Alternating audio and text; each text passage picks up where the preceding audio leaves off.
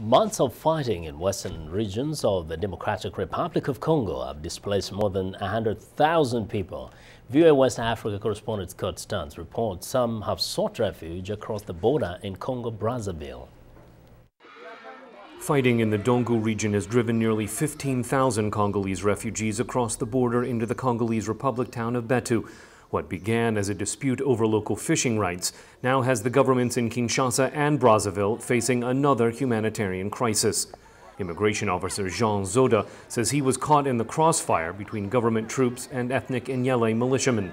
Il avait attaqué le mercredi à 7 km. Alors, on devait prendre la fuite le matin à 6 heures. They attacked on a Wednesday about 7 kilometers away from where we were, so we prepared to flee at 6 the following morning. We took all our possessions to the river shore, but all of a sudden, soldiers arrived and started attacking, so we had to drop our things and flee into the forest. We kept going for 5 kilometers through the forest and stayed there until midnight. Then we found a boat and so we were able to cross the river. We left everything behind.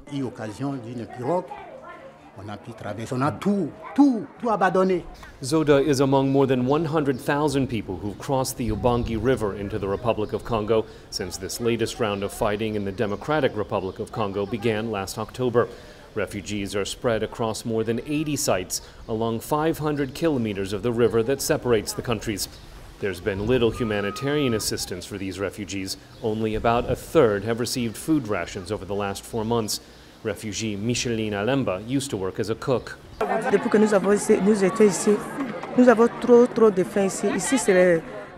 Ever since we came here, we have been hungry. There are so many people here, and we don't find anything to eat. We go into the forest to look for food, but it's not much. UN World Food Program warehouses in the area are almost empty. Relief workers are distributing what they have: cereals, beans, salt, oil, and sugar, but they've run out of starches. Corinna Kriedler works for the European Commission's Humanitarian Aid Office.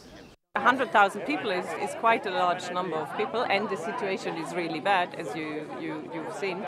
But of course, in times when there are 200,000 dead people in Haiti and looming wars elsewhere and a volcano erupting, there is unfortunately a certain competition between victims, which is unfortunate, which we don't want to foster, but which is a reality of our work, and we have to respond to that.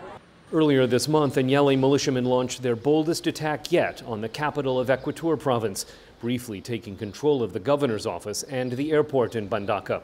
That's raised concerns about the ability of the government army to maintain security in western provinces, with UN peacekeepers scheduled to begin withdrawing in June.